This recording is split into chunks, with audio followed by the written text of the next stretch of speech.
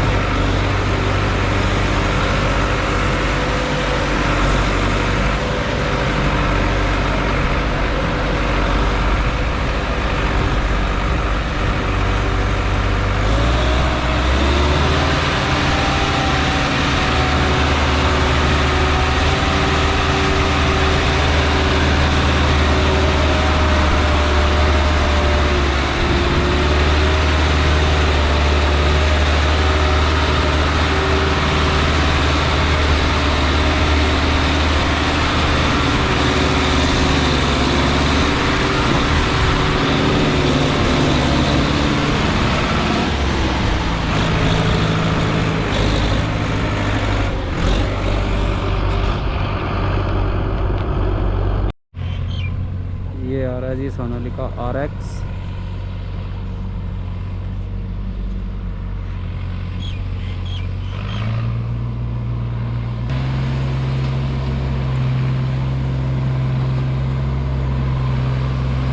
काफ़ी वेट है इसके अंदर। वेट की बात करें तो लगभग इसके अंदर वेट है 220 क्विंटल के आसपास। सामने अभी खतरनाक चढ़ाई, ये इस साइड काफ़ी खतरनाक चढ़ाई है। तो देखते हैं क्या ट्रैक्टर आसानी से चढ़ते हैं मुश्किल से। तो वीडियो को पूरा देखना तभी पता चलेगा आपको।